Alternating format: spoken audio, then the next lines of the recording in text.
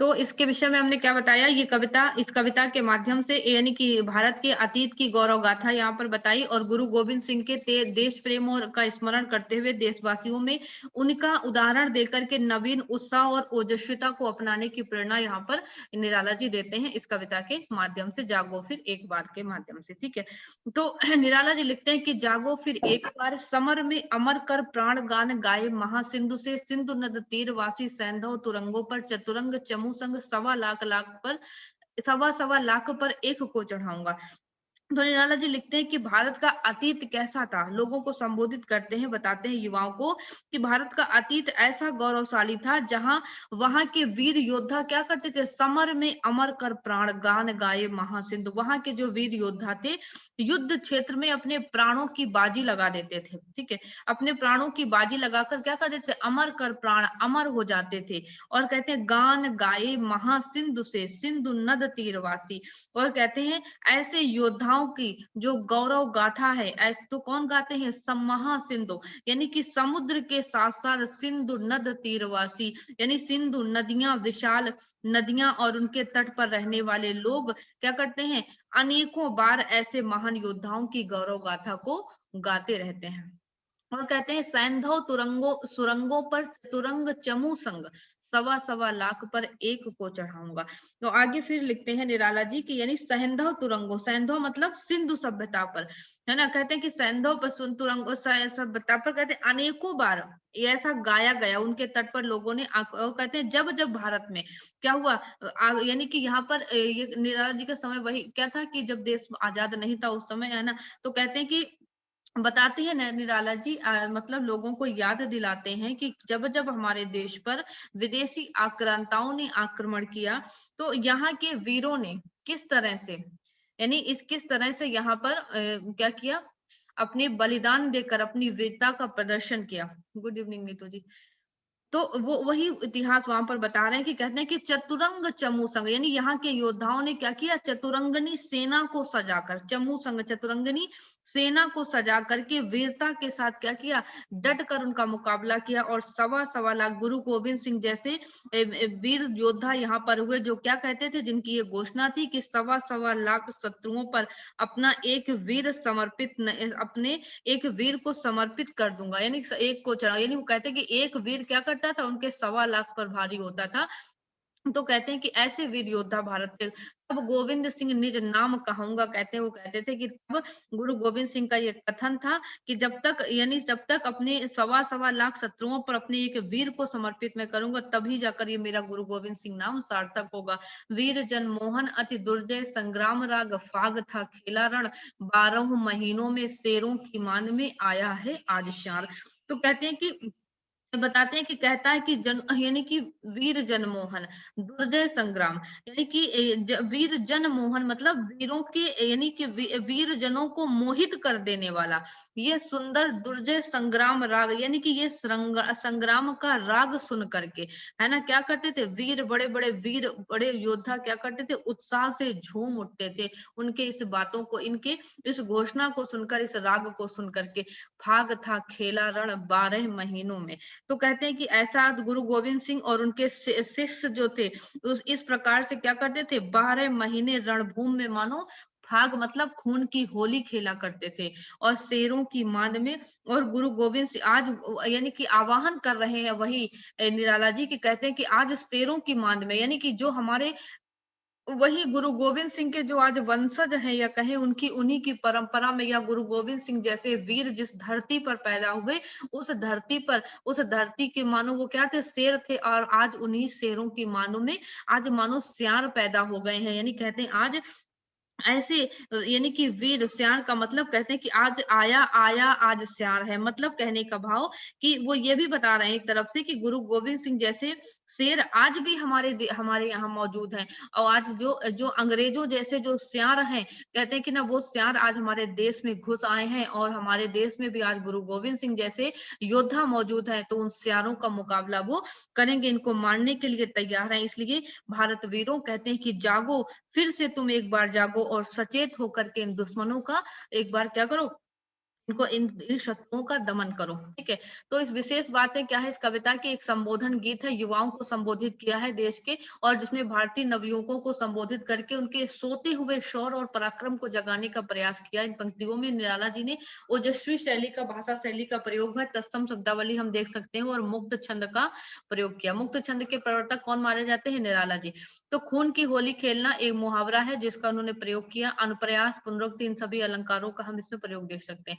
उसके बाद अगला पद आता है, कहते हैं सत श्री अकाल भाल अनक धक धक कर जला, भस्म हो गया था काल तीनों गुण ताप त्रय, अभय हो गए थे तुम, मृत्युंजय व्योमकेश के समान, अमृत संतान तीव्र भेद कर, भेद वर्ण शप्त शप्ता वर्ण मरण लोक। आगे फिर निराला जी इस कविता के माध्यम से अपनी मातृभूमि के खातिर, है ना, किस तरह से, यानी कि बलिदान होने वाले सिख वीरों की प्रशंसा करते हुए, उनकी वीरता का उदाहरण देते हुए यहाँ पर बताते हैं, कहते हैं सत श्री अकाल, यानी वही गुरु गोविंद सिंह का उदाहरण यहाँ पर कविता में पूरे देखने को मिलता है। आपको सिखों का बलिदान देखने को मिलता है। तो बताते हैं, तो कहते हैं निराला जी कि सत श्री अकाल, यानी कि गुरु गोविंद सिंह ने सत श्री अकाल शब्द का उद्घोष किया। और जब उन्होंने, उनका किसके विरुद्ध युद्ध था? मुगलों के विरुद्ध उनका जब युद्ध चल रहा था, तो कहा कि उनके युद्ध, और फिर क्या, सत श्री अकाल भाल अनल धक धक कर जला, यानी इस उद्घोष को लेकर, सतश्री अकाल का जो उद्घोष किया उन्होंने, इस उद्घोष को लेकर वो युद्ध क्षेत्र में उतरे, और उनके ललाट पर, ठीक है, उनके ललाट पर क्या था? भाल, यानी कि मानो क्रोध रूपी आग की, भाल अनल, अनल मतलब ज्वाला, धक धक कर जला, मानो भस्म हो गया था। क्रोध रूपी आग की ज्वाला मानो उनके ललाट, उन्हें मस्तक पर जल रही थी, जिसकी धधकती आग से मानो क्या था? काल भी भस्म हो गया था। तीनों गुण तापत्रय अभय हो गए थे तुम, मृत्युंजय व्योमकेश के समान अमृत संतान। तो आगे फिर लिखते हैं कि तीनों गुण, यानी तीनों गुण कौन से? सत्व, सतगुण, सतोगुण, रजोगुण और तमोगुण, यानी सत्व, रज और तम, ये तीनों गुण कहते हैं कि ये तीनों, यानी तीनों गुण जो थे उनमें से, और जो भी ताप, कौन कौन से ताप त्रय, तीन ताप कौन से? दैहिक, दैविक और भौतिक, ये तीन ताप माने गए, तीन गुण, सतोगुण, रजोगुण और तमोगुण। कहते हैं कि इन तीनों, यानी ताप, ये तीनों ताप भी मानो उनके उस क्रोध की अग्नि में भस्म हो गए थे, और मृत्युंजय अभय हो गए थे तुम, मृत्युंजय व्योमकेश के समान। और कहते हैं, हे भारतवासियों को संबोधित करते हुए कवि कहते हैं कि हे भारतवासियों, जिसका परिणाम क्या था? उनकी इस वीरता को देख करके मानो, जो उन्होंने अपने इस युद्ध कौशल का परिचय दिया था, तो मानो तुम क्या हो गए थे? अभय हो गए थे, यानी तुम उस समय मृत्यु को जीतने वाले मृत्युंजय के समान हो गए थे। अमृत संतान तीव्र भेद कर, शप्ता वरण मरण लोक, शोकहारी पहुंचे थे वहां, जहां आसन है सहस्त्र सार। आगे आगे लिखते हैं फिर से कि तुम कैसे थे? तुम यानी मृत्युंजय के समान हो गए थे। मृत्युंजय किसको कहा गया? शिव को कहा गया। और कहते तुम अमृत संतान, तीव्र भेद कर, शप्ता वरण मरण लोक। और आगे बताते हैं कि तुमने सप्ता वरण, यानी अपनी साधना के बल पर, निराला कहते हैं कि सप्ता वरण यानी सातों आवरणों को भेद कर, है ना, और समस्त लोगों को क्या कर गया? समस्त लोगों को शोक रहित करके, हे अमृत संतान, तुमने क्या किया? सातों मतलब मानो सभी आवरणों को भेद करके, समस्त लोगों को अपने दुखों से हीन करके, अब तुम कैसे बन गए थे? शोकहारी पहुंचे थे वहां, जहां आसन है सहस्त्रचार। सहस्त्राचार मतलब उस योग साधना के बल पर कवि कहते हैं कि तुम क्या बन गए थे? कि तुमने समस्त उस आवरणों का भेद हटाकर, समस्त लोगों को शोक रहित कर करके तुम एक उच्च अधिकारी बन गए थे। और कहते हैं जहां पर क्या था? लोग, सांसारिक लोग, मतलब उच्च अधिकारी का मतलब सांसारिक कष्टों से रहित होकर तुम उस परम आनंद की प्राप्ति में, यानी परम आनंद, यानी उस ईश्वर में लीन हो गए थे। और जो संपूर्ण संसार जो यानी दुखों से रहित होता, यानी उसमें तुम क्या थे? उससे तुम मुक्त हो गए थे। इसलिए इन सारी चीजों को याद करते हुए निराला कहते हैं कि हे अमृत, हे भारतवासियों, तुम जागो और फिर से उसी शौर्य का प्रदर्शन करो। ये जो आज सियार रूपी अंग्रेज आज हमारे देशों में घुस आए हैं, इनका तुम डटकर मुकाबला कर सकते हो, क्योंकि हमारा इतिहास ऐसा है, हमारा यानी कि अतीत ऐसा गौरवशाली है कि लोगों ने, हम जब जब हमारे ऊपर आक्रमण हुए, हमने मिल करके और ऐसे वीर योद्धाओं ने उनको, यानी या उनसे विजयी प्राप्ति की। इसलिए तुम भी आगे बढ़ो और अपने फिर से जागो और अपने इस शौर्य का प्रदर्शन करो। ठीक है। तो विशेष बातें क्या है इस कविता की, ये भी एक संबोधन गीत है, कह सकते हैं जागरण गीत या संबोधन गीत कह सकते हैं। भारतीय नवयुवकों को भी इसमें संबोधित किया कवि ने, उनके शौर्य और पराक्रम को जगाने का प्रयास किया। ठीक है। वीर रस का सुंदर वर्णन इसमें हम देख सकते हैं। अनप्रास और उपमा, आगे चलते हैं। तो कहते हैं, सिंही की गोद से छीनता है शिशु कौन, मौन भी क्या रहती वह रहते प्राण रे अजान। एक मेष माता ही रहती निर्मिमेष, दुर्बल व छिंती संतान जब। आगे फिर निराला जी यानी कि भारतीयों को अपनी इस कविता के माध्यम से जो अपनी माता यानी धरती माता की दुहाई दे करके, है ना, देशभक्ति का, एक तरह से देशभक्ति की दुहाई दे करके उनके अंदर ओजस्वी स्वरों का संचार करते हैं, अपनी ओजस्वी वाणी से उनके अंदर उस वीरता का संचार करने की कोशिश करते हैं इस कविता के माध्यम से। तो कहते हैं, सिंही की गोद से छीनता है शिशु कौन, मौन भी क्या रहती वह रहते प्राण। तो आगे लिखते हैं कवि कि सिंही की गोद से, यानी कि ऐसा लगता है कि, यानी सिंही मतलब सिंगनी जो है ना। तो लिखते हैं निराला जी की शक्ति और ऐसा किसके अंदर साहस है ना। बताते हैं कवि, लिखते हैं कि ऐसा किसमें साहस है कि जो सिंघनी की गोद से उसके शिशु को छीन ले। यानी कि तुम्हारी जो धरती माता है, जो हमारी भारत माता है, वो क्या है, वो खुद ही एक सिंघनी के समान है और हम सभी उसकी संतान हैं। तो ऐसी किसी में सामर्थ्य नहीं है जो शेरनी के गोद से उसके बच्चे को बलपूर्वक ले ले। क्या शेरनी अपने जीते जी उसके बच्चे को कोई ले सकता है? नहीं ले सकता है। तो इसलिए कहते हैं सिंघनी और मौन भी क्या रहती वह रहते प्राण, यानी जब तक उसके प्राण रहते हैं सिंघनी के, उसके जीते जी कोई उसके शिशु को, उसके बालक को, कोई बच्चे को उसके यानी छू तक नहीं सकता जब तक उसके यानी शरीर में प्राण है। कहते रे अजान एक मेष माता ही रहती निर्मिमेष।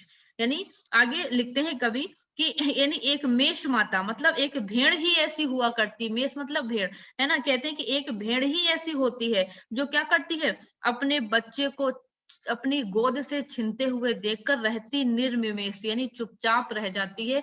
वो दुर्बल है वह छिंती संतान जब, यानी कि उसकी वो कहते हैं कि वो, यानी कि वो कैसी है, वो एक जब उसकी अपनी उसकी दुर्बलता के का कारण क्या है, वो दुर्बलता के कारण ही अपनी क्या करते थे, उसके बच्चे को उसकी आंखों के उसके हाथ से छीन ले जाते हैं और वो कुछ नहीं कर सकती। और इसी तरह कहते हैं, जन्म पर अपने अभिशप्त तप्त आंसू बहाती, किंतु क्या योग्य जन जीता है, पश्चिम की उक्ति नहीं गीत गाता है, गीता है स्मरण करो बार बार।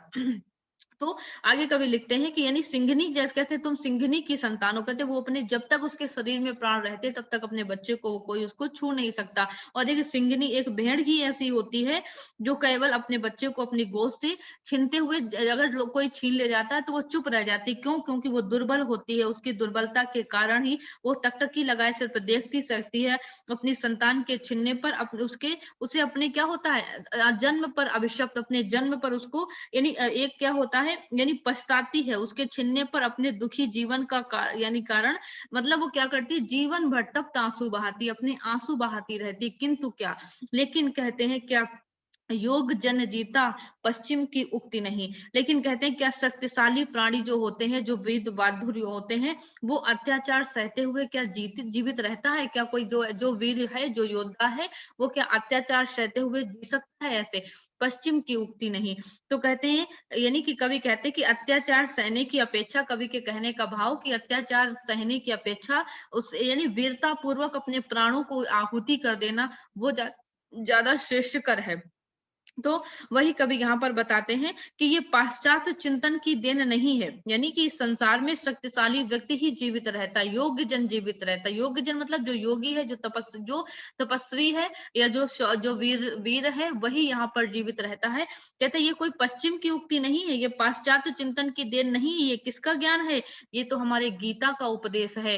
ये हमें गीता में, गीता है यानी स्मरण करो बार बार, कहते हैं याद करो। ये तो हमारे गीता में कहा गया है कि तुम गीता के कर्म योग का संदेश स्मरण कराते हैं यहाँ पर कवि, कि तुम बार बार स्मरण करो, जाग कर तू अपने शक्तिशाली स्वरूप को पहचानो।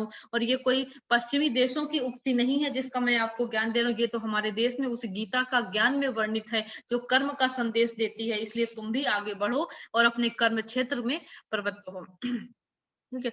आगे कहते हैं, नहीं वीर तुम, समर सूर क्रूर नहीं, काल चक्र में हो दबे आज तुम राजकुंवर, समर सरताज मुक्त हो सदा तुम ही।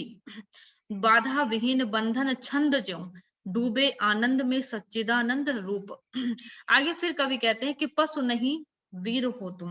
यानी कवि इस यानी निराला जी ने फिर से अपनी इस कविता में अपने देशवासियों को जागृत करते हुए एक संदेश दिया। कहते हैं कि हे देशवासियों, हे रथ भारतवासियों, तो अपनी शक्ति का स्मरण करो, अपने अतीत का स्मरण करो, अपने अंदर की उस शक्तियों का स्मरण करो। कहते हैं कि कवि कि तुम पशु नहीं हो, यानी तुम कायर नहीं हो, तुम सूर क्रूर नहीं। और कहते हैं कि तुम कैसे हो, यानी कि तुम पशु नहीं हो, यानी कि तुम्हारे अंदर कोई क्रूरता का आचरण भी नहीं है, यानी कोई क्रूरता भी नहीं है। तुम युद्ध में पराक्रम दिखाने वाले हो, सूरवीर हो, कोई क्रूरता नहीं है तुम्हारे पास अंदर। काल चक्र में हो दबे आज तुम राजकुमार। सिर्फ कवि कहते हैं कि सिर्फ है क्या, तुम इस समय यानी ना तुम्हारे अंदर कोई क्रूरता का आचरण है, ना कोई ऐसी यानी कि वीरता का तुम प्रदर्शन करने वाले हो। सिर्फ तुम क्या हो, काल रूपी चक्र के पंजे में, यानी काल रूपी चक्र में तुम सिर्फ दबे हुए हो। और इसलिए कवि कहते हैं आज तुम राजकुमार समर सरताज मुक्त हो सदा ही तुम। और आगे कवि कहते हैं कि तुम काल रूपी चक्र में दबे हुए राजकुमार हो, इस और तुम क्या हो, तुम एक श्रेष्ठ योद्धा हो। परंतु इस तरह क्यों हो, आज तुम क्यों इस तरह हो, कवि प्रश्न करता है। यानी कि कहते हैं कि आज समर समर सरताज मुक्त हो सदा ही तुम, बाधा विहीन बंधन बंद छंद जो डूबे आनंद में सच्चिदानंद रूप, महामंत्र ऋषियों का। यानी आगे कवि कहते हैं कि यानी कि कवि प्रश्न करता है भारतवासियों से कि इस सांसारिक यानी कि जो मोह माया का जो बंधन है, बाधा विहीन बंधन छंद जो, यानी कि जैसे सांसारिक जो बंधन है, तुम कैसे हो, तुम सदा ही इन बंधनों से मुक्त रहे हो। जैसे छंद मुक्त रहता है बंधनों से, विभिन्न बंधनों से छंद मुक्त रहता है, नियमों से बंधनों से छंद की मुक्ति रहने वाली है। यानी कहने का भाव कवि के कि जिस तरह से छंदों से यानी मुक्त छंद की कविता कैसी लगती है, भावपूर्ण होती है, मन को भाने वाली होती है। वैसे ही तुम भी इस सांसारिक बंधनों से मुक्त होकर के उस ईश्वर की आनंद में निमग्न रहते हो, आनंद में मगन रहते हो। इसलिए कहते हैं कि ये देश कैसा है, महामंत्र डूबे आनंद, यानी कि महामंत्र ऋषियों का अणुओं परमाणुओं में फूंका हुआ तुम हो महान, तुम सदा हो महान। आगे कवि कहते हैं कि यानी कि इस देश में यानी कि क्या है, कण कण में क्या है, अणु और परमाणुओं में क्या व्याप्त है, मंत्र फूंका हुआ। किसका, ऋषियों का मंत्र फूंका हुआ मंत्र इस देश के अणु और परमाणुओं में विद्यमान है। और इसलिए कहते हैं कि तुम यानी कि तुम क्या हो, हे भारतवासियों, तुम सदा ही महान हो। और हमेशा तुम्हारे मन में, कहते हैं तुम्हारे मन में क्या है, तुम हमेशा महान हो। और हे है नश्वर ये दीन भाव, कायरता काम परता ब्रह्म हो तुम, पद रज भर भी है नहीं पूरा ये विश्व भार, जागो फिर एक बार। कवि कहता है कि हे भारतवासियों, तुम महान हो और तुम्हारे मन में जो ये दीनता का भाव है, जो ये कायरता है ना, ये सारी चीजें क्या है, जो ये काम वासनाओं की, काम परता काम वासनाओं की आसक्ति है, ये सब क्या है तुम्हारे अंदर, ये जो भाव उत्पन्न हो रहे हैं, ये कैसे हैं, ये सब नष्ट होने वाले, नश्वर हैं ये, यानी ये सब नष्ट होने वाले हैं। तुम क्या हो, ब्रह्म हो तुम। कवि कहते हैं तुम ब्रह्म के स्वरूप हो, तुम्हारे चरणों में यानी पद रज भर भी है नहीं पूरा ये विश्व भार, यानी संपूर्ण ये विश्व, ये क्या है, तुम्हारे चरणों की धूल के समान भी नहीं है। संपूर्ण संसार तुम्हारे लिए एक तुच्छ है। और यानी कहने का भाव कवि, इसलिए कवि कहता है हे भारतवासियों, हे देश के वीरों, हे योद्धाओं, तुम फिर से जागो, फिर से स्मरण करो अपनी शक्ति को पहचानो, और अपने एक बार फिर से अपने लक्ष्य की तरफ अग्रसर हो, अपनी शक्तियों का तुम पहचान करो। ठीक है। तो कवि ने मुक्त छंद से इस वीर रसपूर्ण कविता का यहाँ पर लिखा है ओजपूर्ण भाषा में, यानी कवि ने लिखा। और नवयुवकों को यानी कहने का इसमें क्या कहना चाहते हैं कि निर्भीक होकर स्वतंत्रता आंदोलन में कूद पड़ने का आह्वान कवि यहाँ पर करते हैं। ठीक है। तो केंद्रीय भाव अगर इस कविता का कहें तो कवि क्या है, एक उद्बोधन गीत है। कविता में कवि निराला ने भारतीय इतिहास का उदाहरण देकर भारतीय नवयुवकों को स्वतंत्रता आंदोलन में कूदने की प्रेरणा दी। और वो निराला जी उनको एक पूर्वजों की संतान है बताते हैं, उनके पराक्रम को याद करते हैं, गुरु गोविंद सिंह का उदाहरण देते हैं। और क्या बताते हैं कि तुम शेर के समान हो, तुम अत्याचारों को क्यों सह रहे हो, तुम शेरनी है तुम्हारी माता, है ना, ये सब कुछ स्मरण कराते हैं। तो इन सारी चीजों को बताते हुए कवि यहाँ पर भारत के गौरवगान का वर्णन करना करते हैं, ठीक है। यानी कि परतंत्रता से निराश भविष्य के लिए चिंतित और सुप्त भारतीय जनता को उसके गौरवमय अतीत का स्मरण कराते हुए दिखाई देती है ये कविता, ठीक है। पराधीनता काल में अनेक कारणों से भारतीय जनमानस क्या था, सोया हुआ था।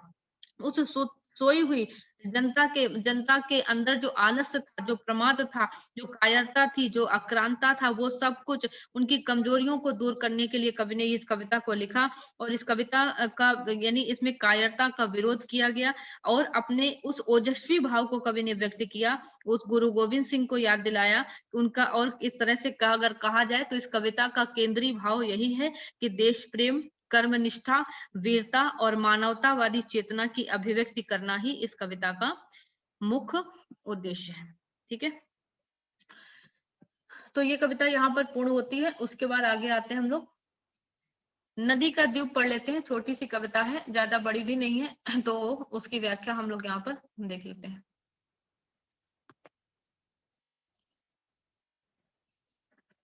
इसमें किसी को कोई दिक्कत?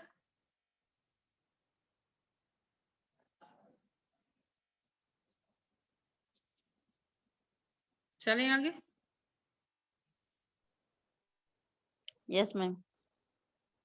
Yes ma'am.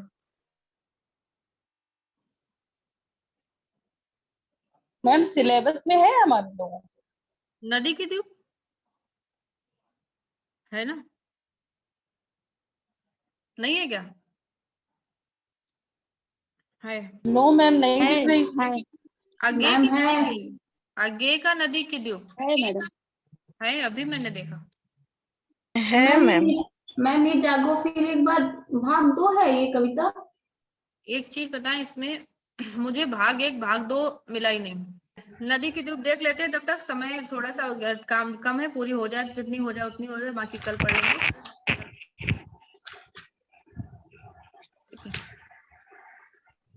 तो नदी की द्वीप कविता ये आगे जी की कविता है, ठीक है। 11 सितंबर 1949 ये कविता का समय। नदी लिखते हैं इसमें, कविता में कहते हैं, हम नदी के द्वीप हैं, हम नहीं कहते हमको छोड़कर स्रोतस्विनी बह जाए। हवा हमें आकार देती, हमारे कोण गलियां अंतरीप उभार सैकत कूल, सब गोलाइयां उसकी गढ़ी हैं। माँ है वह है, इसी से हम बने हैं, किंतु हम हैं द्वीप, हम धारा नहीं है। स्थिर समर्पण है हमारा, हम सदा से द्वीप हैं स्रोत स्वनी के, किंतु हम बहते नहीं क्योंकि बहना रेत होना है, ठीक है। म्यूट कर लीजिए जिसका भी ऑन है, ठीक है। फिर जो भी बात कहना तो ऑन कर लीजिएगा। तो हम नदी के द्वीप कविता की व्याख्या करते हैं। तो इसलिए नदी के द्वीप में कवि लिखते हैं कि हम हैं नदी के बीच, हमको छोड़ स्रोत बसनी बह जाए। कवि कहते हैं कि हम नदी के द्वीप हैं, ठीक है। कवि लिखते हैं निराला जी, हम नदी के द्वीप हैं, हम नहीं कहते हमको छोड़ स्रोतस्विनी बह जाए। यानी कहते हैं कि हम नदी के द्वीप हैं, और जिस प्रकार से नदी क्या करती है, द्वीप का नदी जिस प्रकार से द्वीप का निर्माण किसके द्वारा होता है, नदी के द्वारा होता है। तो कहते हैं हम छोड़ स्रोत स्वनी बह जाएं, वह हमें आकार देती है। यानी कवि कहते हैं उसी प्रकार ये जो जीवन रूपी नदी है, जीवन रूपी जो सरिता है, कवि कहते हैं इस सरिता से क्या होता है, हमारा निर्माण होता है। जैसे उस नदी से किसका होता है, द्वीप का निर्माण होता है। इसलिए कवि कहते हैं उसी तरह इस जीवन रूपी नदी से, जीवन रूपी सरिता से हमारा निर्माण होता है।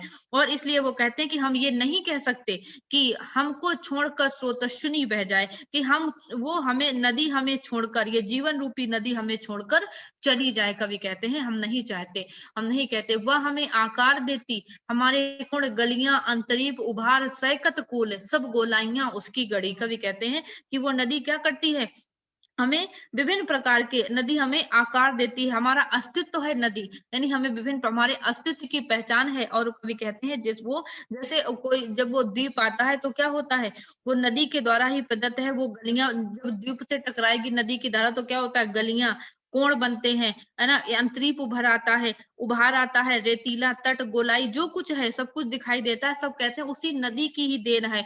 तो कहते हैं हम तो उस नदी के द्वीप के समान है। और कवि कहते इसलिए कहते हैं कि इसी प्रकार माँ है वह इसी से हम बने हैं। कवि कहते हैं कि वो हमारी माँ है, नदी वो जीवन रूपी वो सरिता वो क्या है, वो हमारी माँ है और उसी ने हमें जन्म दिया है और उसी ने हमें आकार दिया है, किंतु हम हैं द्वीप, हम धारा नहीं। कवि कहते हैं कि वो हमारी माँ है, ठीक है। इसलिए वो कहते हैं हम नहीं कहते कि ये जीवन रूपी नदी हमें छोड़कर चली जाए।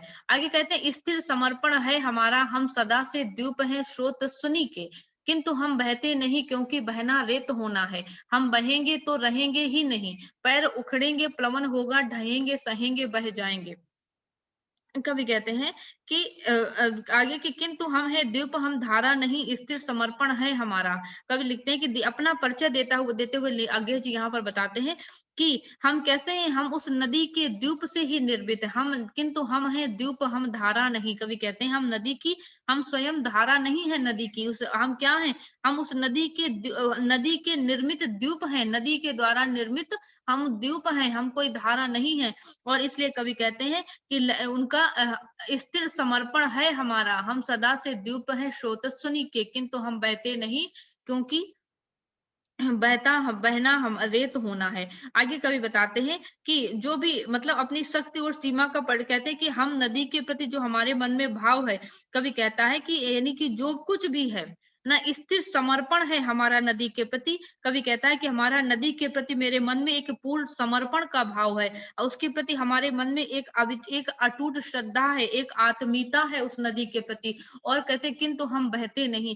लेकिन कवि कहते हैं कि क्योंकि हमने क्या है, हमने प्रवाहित होना नहीं सीखा, हमने बहना नहीं सीखा। क्योंकि कहते हैं क्योंकि प्रवाहित होने का अर्थ क्या है, बहना रेत होना, यानी प्रवाहित होने का तात्पर्य अपने अस्तित्व को खो देना है। कवि कहते हैं प्रवाहित होने का तात्पर्य अपने अस्तित्व को खो देना है। और बहने से पैर उखड़ेगा और प्लावन होगा, यानी पैर उखड़ेंगे प्लवन होगा, ढहेंगे सहेंगे बह जाएंगे। कवि कहते हैं क्योंकि अगर जब हम बहेंगे तो बहने से क्या होगा, हमारे पैर उखड़ेंगे, हम यानी ये सब कुछ हम गिरेंगे और छोटे यानी ये सब कुछ क्या होगा, करिए एक बार प्रवाहित होने से हम कैसे बन जाएंगे, हम रेत के समान बन जाएंगे, हमारा जो अस्तित्व है वो चूर चूर हो जाएगा।